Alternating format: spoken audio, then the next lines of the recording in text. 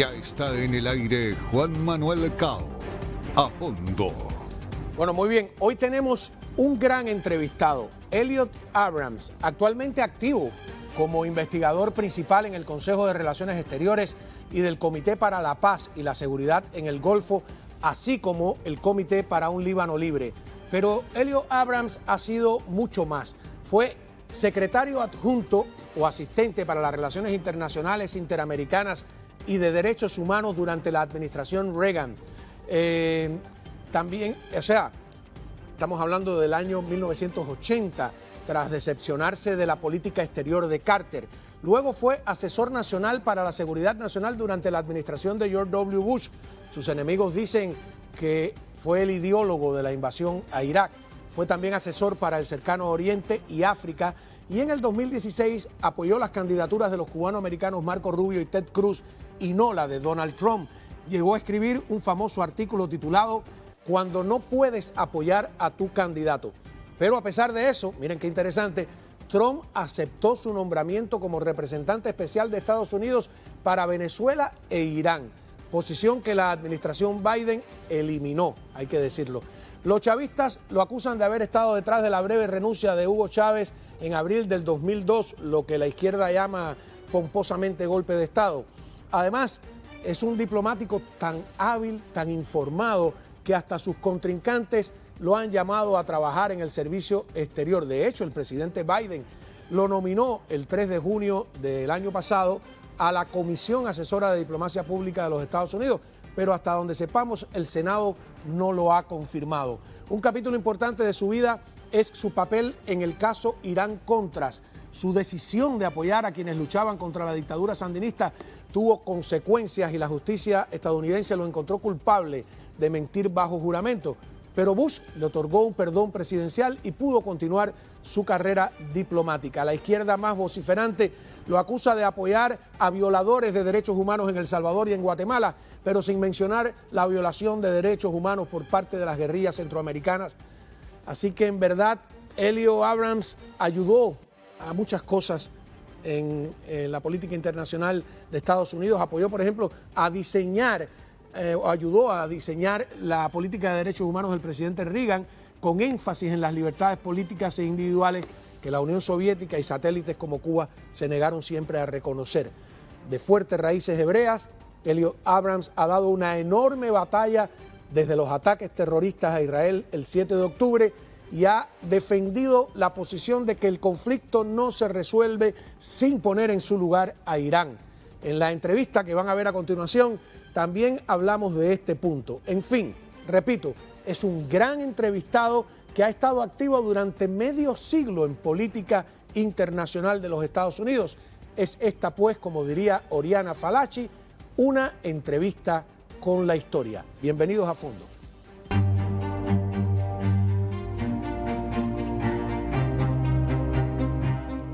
A ver, tengo aquí con nosotros a Miguel Cosío, gerente general de América CB Network y también periodista. Primero, porque quiero agradecerle que fuiste tú quien hizo posible esta entrevista que me parece sumamente importante.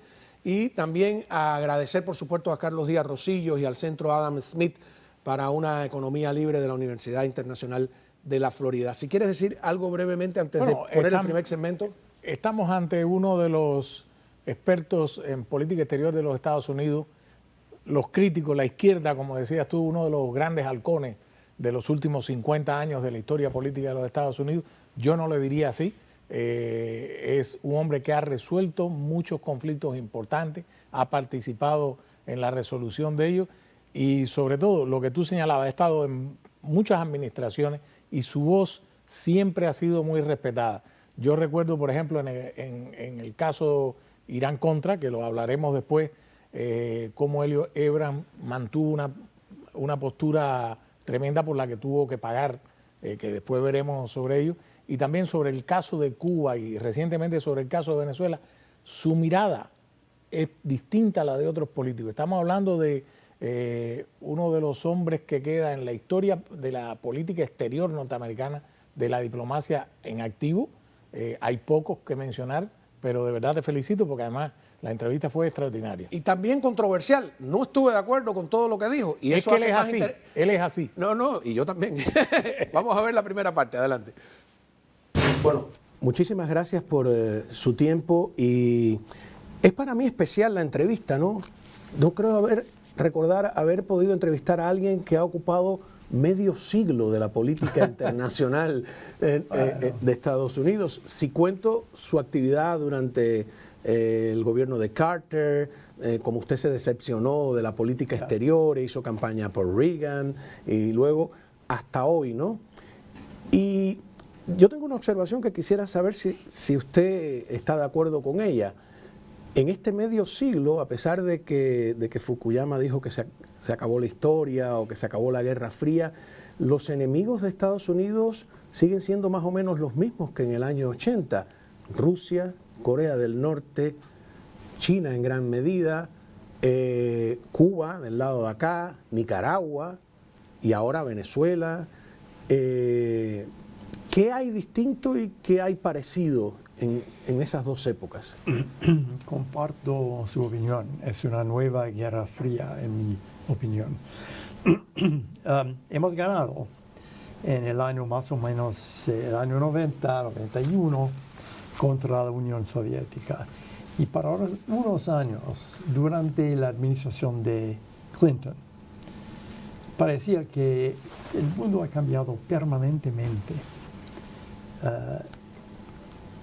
Y no es así. Como usted dice, los rusos, los chinos, sobre todo ellos y los iraníes ahora son aliados y son peligrosos para nosotros. Están trabajando juntos como los chinos y rusos en la Guerra Fría. Quizás es la condición normal de la política internacional. Hay nunca una situación durante década tras década, siglo tras siglo de paz. Si uno quiere la paz, como se dice, hay que preparar para la guerra. Hablando de guerras, hay dos conflictos importantes, el de Ucrania y por supuesto el que hay ahora entre Israel y Hamás. Estamos en una universidad y ¿piensa usted que Israel en el terreno universitario y también en la opinión pública internacional está perdiendo una batalla de información en un momento como este? Sí, están perdiendo. Están perdiendo en parte porque la mayoría de las universidades son extremadamente críticas de Israel y lo han sido año tras año. Y lo mismo yo diría, por ejemplo, del BBC en Inglaterra o CNN acá en los Estados Unidos. Tienen perjuicios y los vemos y son más importantes hoy, durante una guerra. Además, los israelíes nunca han podido ganar esa guerra de información, nunca. Hay años buenos y años malos, pero nunca han podido, como trabajan tan extremadamente bien y con mucho éxito militarmente en el rama de inteligencia, en este rama nunca. Y vemos los daños ahora, su reputación, sus intereses. Usted ha dicho que hay realmente un apoyo por parte de Irán a los terroristas, no solo de Hamás, sino ¿hay modo de acabar con esa nueva expresión de antisemitismo sin enfrentar directamente a Irán? Creo que hay que dividir sobre lo que hace Irán, es decir, que están dando dinero y armas a los Houthis, a Hamás, Hezbollah. Sí, lo que deberíamos hacer nosotros es de reaccionar contra Irán. Cuando gente trabajando por Irán atacan a norteamericanos o están matando norteamericanos, es un error grave. reaccionar contra ellos y no contra Irán. Por culpar a Irán, eso es decir que no hay ningún peligro. Pueden seguir adelante con eso, porque los norteamericanos están atacando a su pequeño gente y no a ellos, no a Irán. Eso es un error. Sobre el antisemitismo es otra cosa, y creo que en los Estados Unidos al menos, eso es la tarea del gobierno, del universitario, de las autoridades, y no de los judíos. Creo que sí, una diferencia importante. Hay un elemento, a mi modo de ver, ideológico, que no se toma muy en cuenta. Es raro encontrar, por ejemplo, un país como España, a alguien de la izquierda española que defienda a Israel, que no sea pro-palestino. Y al revés también, ¿no? Es difícil encontrar en parte de la derecha, ¿no? En toda, pues, alguien que defienda a Hamás, por ejemplo. Es verdad. ¿Ese elemento ideológico cuánto pesa? Oh, mucho, pesa mucho. Y ha empezado en los años 60, yo diría, porque en los años 40, 50, Israel han apoyado a Israel como una sociedad socialista. Y en los años 40, los soviéticos estaban apoyando a Israel. Ha cambiado en los años 60 en las guerras, y sobre todo 67. Israel parecía ahora un aliado norteamericano, creo que es lo más importante, y un país poderoso. Ahora empezó en este momento Israel imperialista, colonialista, Israel aliado de los Estados Unidos, y eso ha cambiado todo. Ha cambiado la opinión o la actitud soviética, y creo que desde los años 60, en parte 50, este cambio en la Unión Soviética es donde empezó el cambio a la izquierda internacional. Ahora, las relaciones muy cercas con los Estados Unidos, creo es muy importante también para ellos, para, por ejemplo, izquierdistas en España. Si son aliados del imperialismo internacional, bueno, tenemos que criticarles. Bueno, tenemos mucho más impresiones de esta primera parte. Bueno, primero el análisis que él hace de manera muy simple.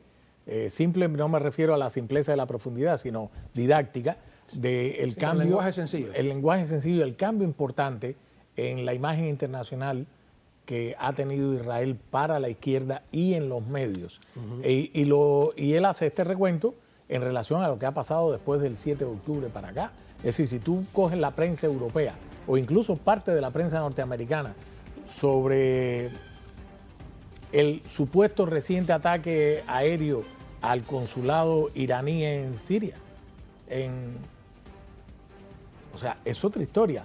Y él lo plantea muy sencillamente. ¿Por qué razón? Porque Israel pasó a ser un país poderoso, aliado de los Estados Unidos y la única democracia en Oriente Cercano.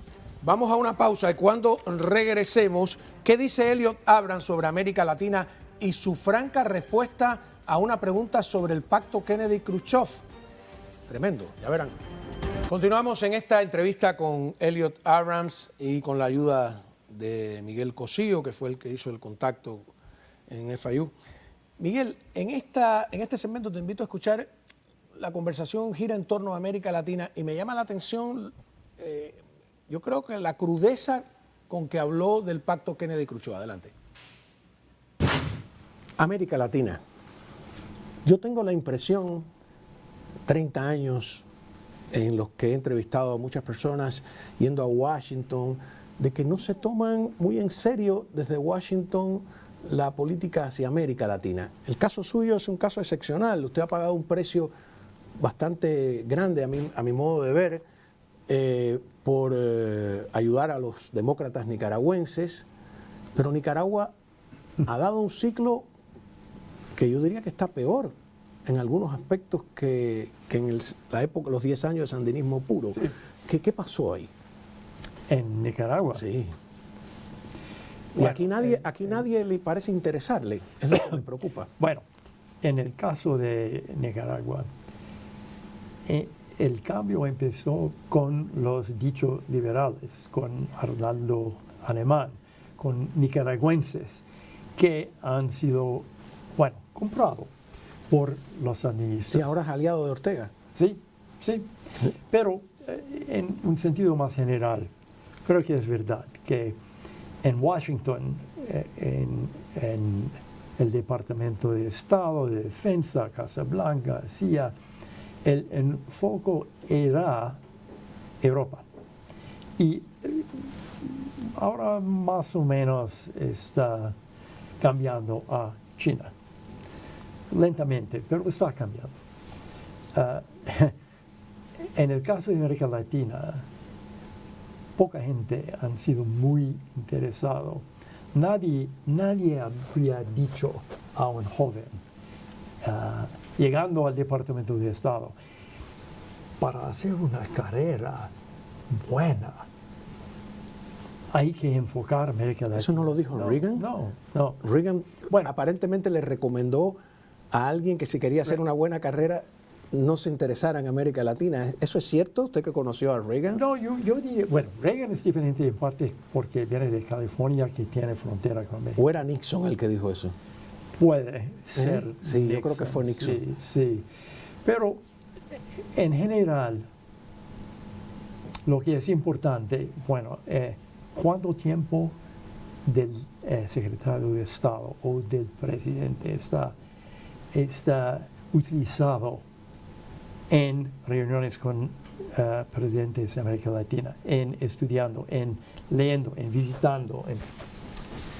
Hay NATO, hay grupos con Japón, Australia, India ahora, y siempre América Latina tiene mucho menos atención. Pero no es un error pensando que Cuba, por ejemplo, es aliada. Cuba puede que no sea importante, pequeño, pero sí, es aliado, le sirve a los grandes enemigos, a Rusia, a China, a Corea del Norte. Es un peligro a 90 millas que no toman en serio. Cambió durante la crisis con Cuba para unos años y con Reagan unos años con América Central. Pero después, como siempre, América Latina tiene mucho menos atención que Europa o ahora Asia. Cambia para un año, 2 años, 3 años. Sí es un error. Bueno, el peligro viene de ahora, venía de Rusia, ahora China, Rusia, Irán, y no de Brasil o Argentina, o en verdad no de Cuba hoy. Tienen un servicio de inteligencia muy bueno, pero no es un peligro a los Estados Unidos, y los rusos no se interesan mucho en Cuba hoy. Venezuela también. Esa era la misión de Ana Belén Montes, decir que Cuba no era un peligro. Cuba estaba interesada en que no se le viera como un peligro, pero, por ejemplo, ahora mismo, disculpe que le lleve la contraria, le está mandando, a pesar de su experiencia y no la mía, Cuba está mandando mercenarios a Rusia. Cuba le sirve de antena de repetición a toda la propaganda de Rusia en América Latina. Tienen, además está el peligro del síndrome de La Habana. Sister Bennett acaba de hacer un reportaje que ha tenido repercusión. Yo utilizaría la palabra problema y no un peligro, porque durante la crisis con Kennedy, hemos acordado con Rusia que nunca iban a poner en Cuba armas peligrosas nucleares, por ejemplo, misiles contra los Estados Unidos. Durante los años de Trump. A cambio, disculpe, de no tratar de producir un cambio de... Sí, sí, eso, O sea, eso fue el acuerdo. Los cubanos salimos perdiendo en esa historia. Claro que sí, claro que sí. Es el problema siempre en acuerdos con esos regímenes, que es un acuerdo con el régimen, contra el pueblo. Siempre es así. En el caso de Venezuela, hay que decir que hemos recibido información que misiles iban a llegar de Irán que puedan llegar a los Estados Unidos, armas peligrosas. Y en el año 2020 hemos dicho a Irán y a los venezolanos, eso no es aceptable. Inaceptable. Y si ustedes ponen en Venezuela misiles que pueden llegar a los Estados Unidos, vamos a destruir esos misiles. Y no lo han hecho. No lo han hecho. En el caso soviético, misma cosa. Hemos dicho a los soviéticos y nicaragüenses, sandinistas, que no es aceptable la llegada de MiG, Aviones MiG. aviones de guerra, MiG. Y si ustedes ponen en Nicaragua, vamos a destruirlos. Y no lo han hecho. Entonces, cuando el peligro llega... ¿Cuál es la línea roja? Bueno, esas armas parece ser el límite que podemos o queremos aceptar. Y ellos han aceptado que hay límites. Pero antes del límite, vemos a América Latina como problema y no como peligro. Volvemos enseguida. Estas declaraciones a mí me parecen a tan alto nivel, de verdad asombrosas. Miguel, si me permites, para que nos dé tiempo a todos, regresamos enseguida con la crisis migratoria como problema esencial ya en la política local. A ver, Miguel, en el segmento anterior, Elliot Abrams dice varias cosas sobre Cuba, que Cuba no es un peligro, que es un problema, y el pacto Kennedy-Khrushchev, como se le conoce, dice que es un acuerdo con el régimen contra el pueblo. Eso está duro, ¿eh? No, y dice que básicamente el pueblo fue quien pagó la mala nota. O sea, el resultado del pacto Kennedy-Khrushchev en plena Guerra Fría, después de la crisis de los misiles en octubre de 1962, que mucho se especuló que no había habido pacto. El pacto no fue escrito. El pacto fue una visita de Robert Kennedy, hermano del presidente Kennedy y además secretario de Justicia, a la embajada rusa. No sé si se reunió en la embajada o en otro lugar con el embajador ruso, que es una figura en la política exterior rusa, Anatoly Dobrinin se llamaba. Y fue el embajador más viejo todo el tiempo de la Unión Soviética hasta Gorbachev. Dobrinin fue embajador. Y en ese encuentro, pues se pactó, retírame los cohetes de Turquía. En el caso le dijo Dobrinin a Kennedy, y retira los misiles de Italia, y en cambio ustedes tienen que salir de Cuba. Le responde Yo le pregunto, y eso es lo que da resultado. Lo que pasa es que eso dicho que por después nosotros... se desmontó la operación Mangosta, que tenía una de las misiones desbaratar para siempre el régimen de Fidel Castro. Eso fue en el año 62. O sea, que eso dicho por nosotros no tiene importancia, pero eso es reconocido así con esa transparencia por alguien que ha estado en la política exterior de Estados Unidos desde 1980 hasta hoy, un poco antes, casi medio siglo. Es tremendo. Y cuando le pregunto de la línea roja, no son los derechos humanos ni la falta de democracia, ¿no? Es militarmente. La línea roja es militar. Lo que acaba de revelar Elliot Abrams, lo que te acaba de decir es tremendo, porque en ese momento, acuérdate, él fue enviado especial y además asistente especial del presidente de los Estados Unidos para Irán y para Venezuela. Y él te acaba de decir que recibieron la información en el año 2020, el otro día, de que Irán estaba tratando de poner armas peligrosas, yo me imagino que armas nucleares o misiles de largo alcance o alcance medio, lo que fuera, y que se le advirtió a los dos países. Ese sería el límite. Igual que en la década de los 80 se le dijo a los sandinistas y a la Unión Soviética, no vamos a permitir que pongan aviones MiG de combate en Nicaragua. Y entonces, bueno, en el caso de Cuba, cuando él te dice es un problema, no un peligro, está hablando desde el punto de vista militar. Tú y yo hemos hablado aquí con otros exaltos funcionarios que Cuba es una amenaza, porque es una amenaza para la seguridad nacional. Primero, lo acabamos de ver con Víctor Manuel Rocha, que la próxima semana probablemente Sí, él habló sea de los sentenciado. servicios de inteligencia Que son muy buenos, dice él.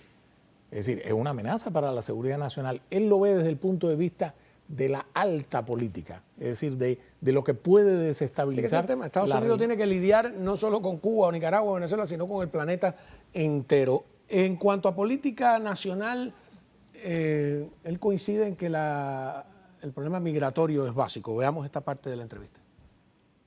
Ahora estamos enfocando más a América Latina porque no Por China. por China y sobre todo migración. Migración es para el presidente Biden es un problema de su reelección. Pero nadie admite que los grandes coyotes son La Habana y Nicaragua, son los gobiernos los que están organizando esas caravanas abiertamente. Hay un montón de evidencia. Entonces, negocias con el coyote y además Andrés Manuel López Obrador dice, de repente, si quieres que se acabe la migración, pues quítale las sanciones a Venezuela. Es un chantaje. Es un chantaje, pero la solución no es de negociar o no negociar con ellos. Es la frontera. Si la frontera está abierta, gente van a llegar porque es un país rico y hay muchas oportunidades en los Estados Unidos. Y gente de países pobres van a llegar hasta el día en cuando ven que voy a gastar todo mi dinero llegando a la frontera y no puedo pasar. Por eso yo diría que la solución no vamos a encontrar una solución ni en México, ni en Venezuela, ni en Cuba. Vamos a encontrar la solución en la frontera. Venezuela, usted hizo un esfuerzo especial por ayudar a los demócratas venezolanos. Fue un trabajo, yo lo seguí como periodista de cerca, que se construyó poco a poco la figura de Juan Guaidó, el reconocimiento de tantas naciones. Yo de repente tuve la impresión de que desde Washington la administración Biden le quitó el apoyo a Guaidó. Lo dejó caer al vacío para construir, o sea, con el trabajo que cuesta construir una figura de credibilidad honesta, que enfrente a ¿y para qué? ¿Qué fue eso? No lo entendimos nunca. Yo tampoco. Hemos ganado mucho. Y la oposición democrática fue bastante fuerte. ¿Qué han ganado, en cambio, por abandonar la oposición? Del punto de vista de migración, nada. Del punto de vista de gran producción de petróleo, nada. ¿Qué han ganado en reformas políticas? Como en octubre dijeron, vamos a conseguir elecciones libres. No han conseguido nada, no han ganado nada. Y en cambio han debilitado la oposición. Por eso creo que es una política, bueno, al menos errónea. ¿Qué va a pasar? ¿Qué va a pasar ahora? María Corina no ha sido aceptada, todo lo que se negoció en Barbados parece de juguete. Bueno, no veremos elecciones libres, eso es... Usted dijo que no se deberían llamar ni elecciones. No, eso es... Bueno, en julio, yo no utilizo la palabra elecciones por lo que pasa en China, por ejemplo. Hay algo que ellos llaman elecciones, pero es así en Venezuela. La pregunta que tengo es, ¿qué va a hacer Biden? Porque dijeron en octubre, si no hay cambios políticos, van a reimponer sanciones y después de 6 meses, el 18 de abril. Entonces, ¿qué será su política ahora? ¿Y qué será la política en el año 25, con Biden o con Trump, ¿vamos a cambiar la política? No. ¿Debería cambiarse? Debería, porque la política de Biden, si uno dice que, bueno, eso fue una prueba valable, eso fue una experiencia valable, ok, pero vemos los resultados, hay que cambiar la política. La política está ayudando a Maduro y Chevron, no a los Estados Unidos. ¿Y Colombia, Petro? Bueno, Colombia ya, bueno, Petro es un presidente débil. Tenía un programa de cambios legislativos. Hasta yo me trago con eso, no se preocupe. Él tenía, para empezar, un programa legislativo. Y no ha pasado nada con eso. Después de 6 meses, fue evidente. Ahora quería un acuerdo con la guerrilla. No van a conseguirlo. Entonces, quería mejores relaciones con Maduro. ¿Por qué? Porque es un demócrata, ¿no, Petro? Para conseguir un acuerdo con los guerrilleros. Ahora tiene nada. Y creo que es un periodo de debilidad en el gobierno de Colombia. Es una lástima que un demócrata como él o Lula no puedan hablar. Bueno, vamos a una pausa y regresamos con Lula, con Bukele y con Milei. ¿Qué piensa? Pero Lula es un país muy grande, con muchos recursos. Algunos creen que es el más peligroso de todos. Porque tiene esa fachada de demócrata que usted habla. Ya, es un demócrata. Ha ganado y perdido elecciones verdaderas, libres. Pero lo que no entiendo es cómo un demócrata no puede hablar con honestidad de lo que está pasando. Bueno, ha dicho unas palabras sobre María Corina Machado y su candidatura. Una frase, 2 frases. Pero nunca ha presionado a Maduro, nunca. ¿Debe la política norteamericana aprovechar las contradicciones de la izquierda? Vemos que Boric en Chile tiene disputas con Ortega. Petro ha entrado también en una disputa con Maduro. ¿O eso está fuera del alcance de la política exterior norteamericana? Yo preferiría ver esos demócratas latinos, sobre todo izquierdistas, Petro, Boric, Lula, hablando contra lo que está pasando en Venezuela. Con franqueza. En lugar de los Estados Unidos. Es su tarea de ayudar demócratas en cualquier país latino, sobre todo no de los europeos o norteamericanos. Es su tarea como demócratas latinos y no están cumpliendo. Y por último, para no robar más tiempo, que sé que hay otros esperando, ¿hay luz al final del túnel? América Latina, ahora me encontré ahí abajo a Álvaro Vargas Llosa, que escribió con Carlos Alberto Montaner y Plinio Apuleyo aquello del manual del perfecto idiota latinoamericano, las raíces torcidas de América Latina, el continente que no despega. ¿Estamos condenados en América Latina, usted que la conoce además desde el país más importante, no del mundo, sino de la historia, que ha sido Estados Unidos? ¿Estamos condenados al fracaso? No. ¿No? Creo que hay ondas lastimosamente, de dictadura, democracia,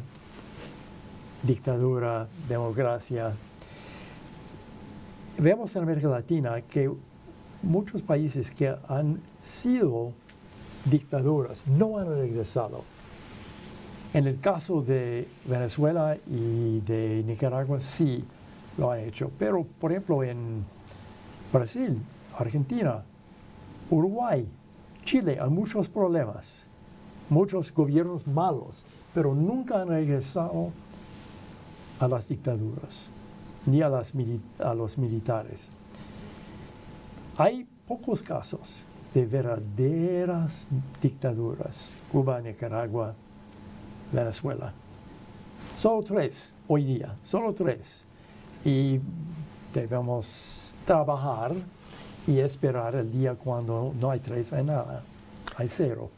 Me disculpa, 2 preguntas más, porque es como Oriana Fallaci, es una entrevista con la historia, ¿no? Como decía, porque me falta su relación con El Salvador.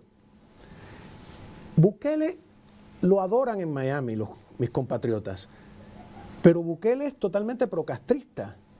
Ayuda en las Naciones Unidas a votar con el régimen castrista, hace declaraciones totalmente tontas sobre la educación, el deporte. ¿Cómo califica usted a Bukele? Han casi perdido su democracia antes de Bukele. Era una situación imposible. Y él, en un sentido, ha salvado al país, luchando contra criminales. Las pandillas, ¿no? Sí. Parece que no es un demócrata. Y lo que no le conozco. Pero la pregunta que tengo es, ¿hay límites o no? ¿Es un demócrata en una situación muy difícil o es alguien que al fondo se interesa en poder y puede ser, qué sé yo? No sé, porque no conozco a Bukele, pero parece que los ciudadanos salvadoreños prefieren vivir en su El Salvador que El Salvador que no pueden salir a la calle, que no podían antes, así ¿no? es, Porque la así pandilla. Y por último, otro país que usted conoce muy bien, que es Argentina. Inevitable preguntarle por Milei. ¿Va a tener éxito económicamente? Espero que sí. He utilizado la palabra onda. Quizás van a regresar un día a los peronistas y después de los peronistas otro gobierno de la derecha, pero yo espero todavía que, como hemos visto un poco en sus primeros meses, que tiene un lado, digamos, realista también, que tendrá éxito. Espero mucho. Sí. Los argentinos han demostrado una paciencia que no es común, ¿no?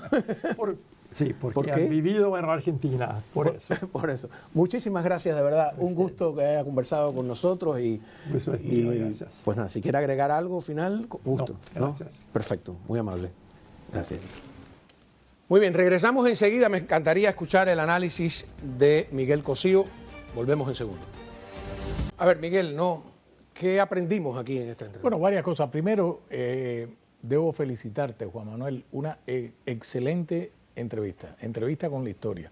Este es el peso de las entrevistas que hacemos aquí, que esta casa editorial le da a nuestro público, a nuestros seguidores y sobre todo conducido por ti. 2, Elliot Abrams siempre, desde que yo lo he seguido, tiene la capacidad de todo el conocimiento y la experiencia que tiene, plantearlo en respuestas que te da de manera sencilla y directa, contundente. Por ejemplo, el tema de la frontera.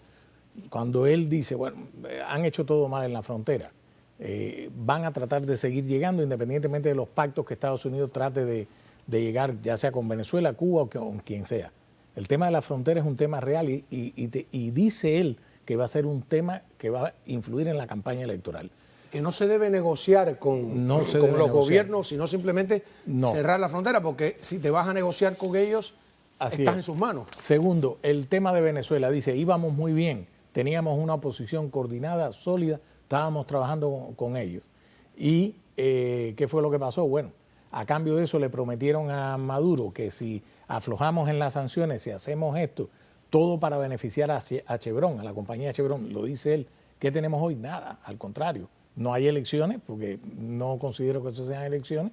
Es decir, él da respuestas puntuales. Y lo que más me interesó y me gustó mucho tu entrevista, Juan Manuel, es porque logra hacer un repaso de la historia y del presente, sobre todo en nuestra región, con profundidad. Es decir, hablas lo mismo de Argentina, el caso de Milei, Chile, el caso de Boric, Lula en Brasil, Venezuela, en el caso de Petro en Colombia, nos faltó México, pero obviamente, y te dice una cosa que es interesante en nuestro análisis de América Latina, que siempre tú y yo estamos aquí todos los días en esto. Es cierto lo que él dice, hay periodos de ondas de democracia y dictadura, pero en el hemisferio, dictaduras, crueles dictaduras, quedan tres: Cuba, Venezuela y Nicaragua. Y bueno, también dice otra cosa importante, dice, bueno, sí, Lula, los brasileños tendrían que hacer por América Latina, siendo el peso, Brasil es uno de los grandes países, enorme, de las grandes economías del mundo. Colombia debería hacer lo mismo. Es decir, no todo esperarlo desde Estados Unidos. Eso me parece muy interesante. Ojalá podamos tener, y ojalá puedas entrevistarlo de nuevo, porque la campaña va a venir y la voz de Elliot Ebran es una voz importantísima. Claro, y además, independiente de Trump, es lo curioso, ¿no? Es un hombre de derecha que no es necesariamente trumpista. Él es un satélite solo. Claro. Dijo, si uno quiere la paz hay que prepararse para la guerra en el tema del Medio Oriente y de Ucrania. Para bellum, la famosa frase, para bellum. Cómo no.